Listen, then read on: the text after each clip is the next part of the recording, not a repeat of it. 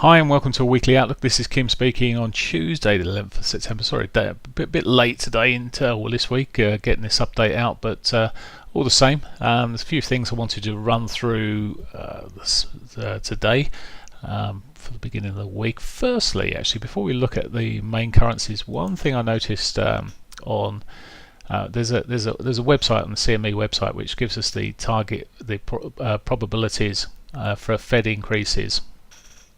I actually found this whilst I was looking for something else, which is always a good thing. But next week's interest rate, 26th September, is next week, isn't it? Interest rate due at the week after, even most likely. Actually, it's a week after, isn't it? 26th. Anyway, interest rate is almost a given that it's going to be increased. But one thing I was looking at. Having seen some figures come out last week, this was the December figures. The November, there's no the interest rates pretty much suggested it will remain the same in November for the US, and then in December, this is interesting because this was down at 66 or 68% on Thursday. I think it may have been Friday, but maybe actually it was Thursday. I looked at it, it was around about 68. It's now 75%, so chances of two interest rate increases has increased slightly. Just a thing when you're looking against the dollar. So just want to share that first, and then I'm going to now just run over some key fundamental data that's coming out this week. So that could suggest, as I say, more focus on the dollar maybe. We'll see, but that's not to say the euro won't start seeing a bit more bullishness as well.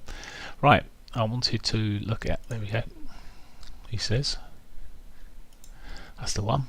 I wanted to just bring this up, run through the key news events this week. Well, we've already seen Tuesday's numbers, we've already seen the jobs come out, and more importantly, the average earnings for the UK increased slightly. That's a bit pound positive coming in through there, but just to prove it, well, we've got later as we go through the week, nothing too significant on Wednesday there. Got a speaker at 5:45. In fact, I think they're allowed to speak, the FOMC speakers, right up to the end of next week. Then they'll have their chance to speak about the outlook, etc. So that'll be 5:45 tomorrow afternoon. Okay, but more importantly on Thursday then, we got employment data for Australia, but the key things are the Bank of England official rate. Now, no expectations of any changes there. We had an increase last time, so it's pretty damn unlikely for another interest rate increase, so that'll be left, but it is more comments, and it will come out in the policy summary, etc. Any comments from that? No speech afterwards, so that's that.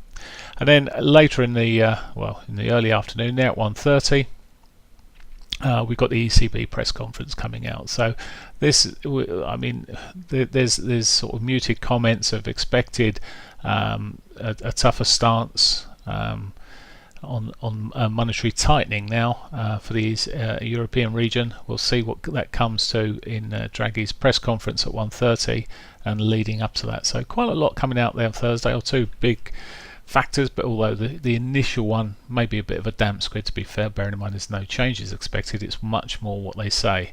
More speakers coming through from the Fed as we go through actually Thursday evening there, and then we've got Carney speaking on Friday morning at 11, so due to speak at the Whitaker lecture in Dublin. Well, you never know what he may come out with there. It may not be too significant, but just bear that in mind. Friday morning, whenever he speaks, it can make some movements. And then we've got the core retail sales in the US in the afternoon there. Again, quite key figures to see how consumer spending is going. That consumer driven place of America. Right, okay, so that's the key things here. Let's look at some technicals. I'm going to look at and a little bit of sentiment as well. I'm going to get very sentimental with you. Okay, so the euro, even the euro dollar was between a rock and a hard place last week. In fact, when I watched this earlier on the monthly space, we had this hammer. So we had the hammer last week, and then we had, when you come down to the weekly, then when I was looking at it, we started getting these weekly shooting stars. We've got a shooting star, and it's now become a weekly pivot swing, which is quite bearish sort of signal there into that weekly 34. So whilst the euro did poke up yesterday, and I was all sort of looking at it, and it could still come bullish. I mean, as I said, we've got Thursday's meeting. It's a bit of an unknown leading into Thursday. It may make tomorrow's trading quite thin, but we'll see. I'm always open, but any follow through of this to the downside, well, we could start pushing through to the weekly 100 and then maybe even the 200. It could continue in that original shape that was starting to build there. So a bit of softness appearing there. Let's just have a look at the dailies. A bit bitty here, and if this was to finish anything like it is at the moment, it's quite a bearish old day, and it may just be that we consolidate in this range through until Thursday, and then Draghi's comments and the ECB's decision there may just see either it weaken some more if he doesn't suggest that they're going to do some strengthening. There's a widening expectation for some dates to be given them of as I say, more tightening to occur, and if that doesn't come through, I'm sure this euro is going to sell off and break those prior lows there and run through, and that may give us the run back to those prior from these recent lows to the prior lows. Right, so there's a bit of an outlook on the euro. In terms of sentiment on the euro, we'll just have a quick look at the COT analysis here on the sentiment. In fact, just looking at the money, it's not too, the long positions, the asset managers, institutional traders, still pretty much 2-to-1 long, if not slightly more than 2-to-1 long there. And the leverage funds, well, they're starting to take off some of their shorts there, quite interesting. So maybe they're giving away to expectations. There may be some changes afoot, but we'll see. As I said, I think Thursday's meeting is very pivotal in terms of the near-term movement of the euro and where it may go, and even the mid-term movement of the euro. Certainly, as I've suggested, there may be interest rate increases in the US dollar, so that may well soften or strengthen, whichever. So soften the euro, strengthen the US dollar, unless something happens Thursday. Right, so key there. Right, moving on then. Let's have a look at the pound. Let's have a look big picture first. Well, there's weekly wise. In fact, let's just go back to the monthly as well on this. Just see what's happening. I mean, it's been selling off. Nice hammering last month's close in the end, and it started edging up, and the weeklies are sort of still showing that sort of move.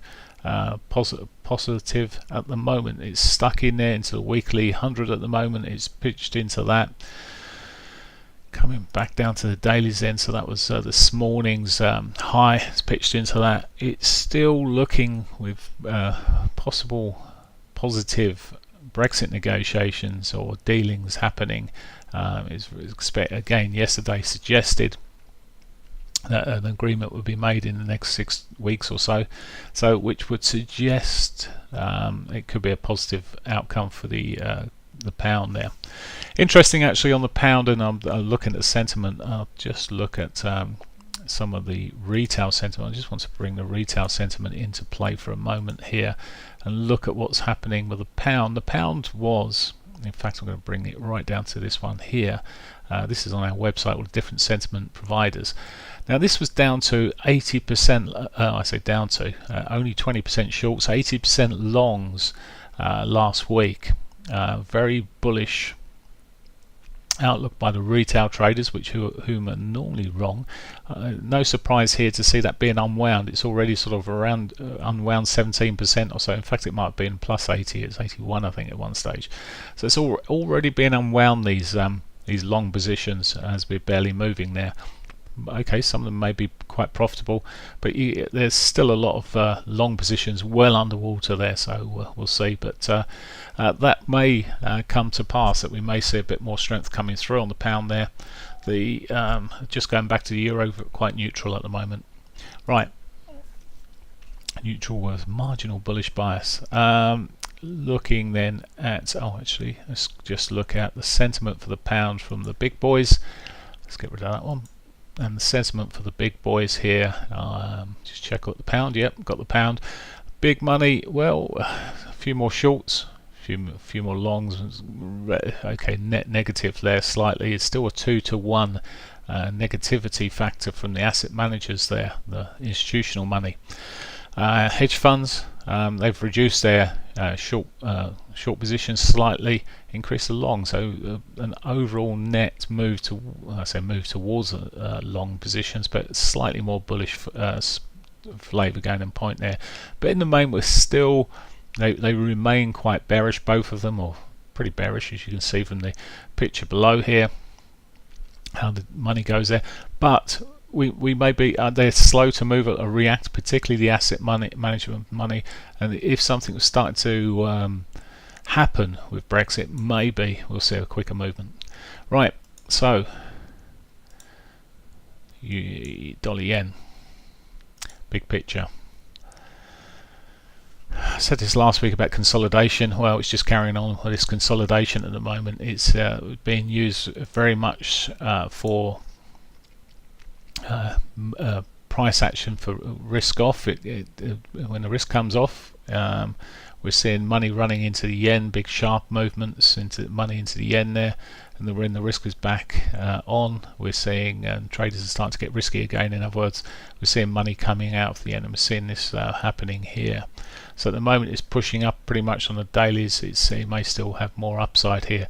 Coming back to this weekly, well, perhaps if it can break out these prior highs, we could see a move back towards that weekly 200 at some point, as things look a little bit brighter maybe in some respects. We'll see how that runs, but for now it looks like that, as I say, maybe unwound a little bit more.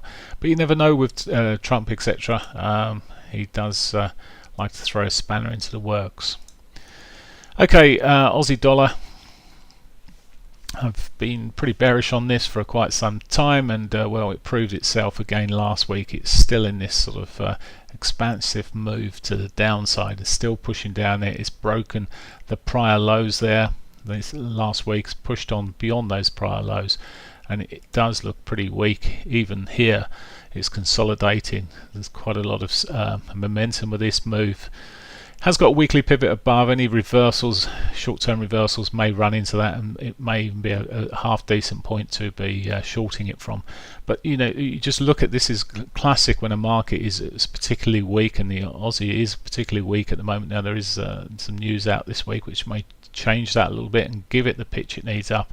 But last week, classically weak, it couldn't even get back to the weekly pivot. It was so close to it, just didn't have there wasn't the strength to push up there. And well, we could see that again. But as I said, there's employment data coming out on Wednesday, so just looking weak, and sentiment pretty much is still weak. I will just bring the sentiment in for the Aussie dollar there for you, just to show you that. I mean, it's 5-to-1 almost on the asset manager's point of view to the short side, and it's not probably too far out. Only 2-to-1 now on leveraged funds there. So a bit of money gone both sides of that. Leveraged funds maybe start thinking that a bottom may be coming into play. We'll see, but for now it's looking properly weak, and the sentiment's weak on it. Right, that was the interlude. That Canadian dollar then, weekly picture bullish pivot swing, which would suggest further upside, further weakness against the US dollar. Short term here, consolidated. It started off pretty well last week. It's consolidating at the moment, even with a high price of oil at the moment. Oil's held up pretty well. You'd almost expected, particularly at certain times, for this to be strengthening perhaps a little bit more with a strong price of oil. It's not pushed off. It's looking like at some point it may just continue that upside move, but from an intraday point of view, I tend to stand clear of it. It's choppy and whipsawy, and it's best left for the long side on the bigger swing positions. Maybe we got in there late last week on that pullback on Friday. Could have been a good point for a bit more of a swing long, but for now it's looking well consolidated. Okay, a couple of other things then I will look at briefly. I'll have a quick look at the S&P futures. Just get the right one. It's just hopefully clicked on the right one here to get the weeklies in there some time back. No, I've looked at the wrong one. Let's put the proper one on there. See the roll in. So keep on the story, but last week we actually saw a retracement. That's the biggest retrace week we've had for some time. If you look back, it was way back in late June. Mid to late June now, since we've had a decent retrace. And well, some of the things that are going on in these markets, you never know if we will get a bit of a retrace. Of course, a couple of weeks ago we broke through the previous highs there, but it's just slow. But when you look at this sort of slow growth we saw before, perhaps we're just seeing some more of that. You run up always with a bit more of a push, and then it gets ready and sells off properly. Here we're probably just tickling along within a normal movement, so nothing to be taking my focus off the positive side of this market at the moment from that weekly picture. Dailies, well, not really telling me too much else. It's just really looks like it's a bit of a retrace in a bullish market. Nothing changed there, so bullish overall. Okay, that's that. Quick look at gold, because I get questions on gold, so I'll have a quick look at gold. Come back to the weeklies for gold, and well, it's still looking soft. It's maybe not soft and quick as it had been. It's put looks like a bearish pivot swing in there. It hasn't triggered it yet, but it does look like, well, we could see a bit more continuation to the downside. The break of these lows here may just sort of trigger more downside selling. Okay, that's the gold, still looking weak. Just looking, there's no signals to say anything else at the moment. Anything that to make me more bullish on it would be a break and a close above that daily 34, but even then you've got the 50 that has not been touched for, well, since it really broke through it, so that in itself could provide some reasonably serious resistance. Right, finally finishing off a bit of Bitcoin here. Let's see if I can get the right Bitcoin though, because we need the Bitcoin that's got a bit of distance in it. There we go. Futures there. Okay, so going back to when it was very first there. What's it doing? Well, last week it was another sell-off week. I looked at this, and it was looking like it, well, may have had more chance. It's like it's just bouncing along here. It sort of had a sell-off. It bounced up, dead cat bounce, pushed, it landed pretty much back to those lows. It bounced again. It's a sort of the ripple effect. So at the moment, it isn't looking the strongest. It looks like, well, yeah, perhaps around this low region here we may get bounces. I prefer, if I was looking to trade anything on it, I'd rather see it coming down right the way down to its monthly S1 there, to this prior lows a little bit better, and see if it then would give a signal. Personally, I don't trade it at the moment, but I do like to keep an eye on what's going on with it.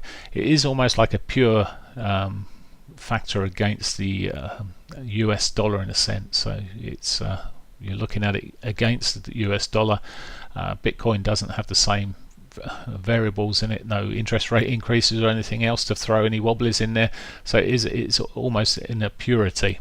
It's just demand before it at the moment. So at the moment the demand doesn't seem obviously quite so strong. It's consolidating around this phase, and it's a case of whether it can pitch up another bounce. But for now, as I said, if I was looking for bounces, I'd wait for it to pull back a little bit more. That's it for this week. Have a great one. Bye for now.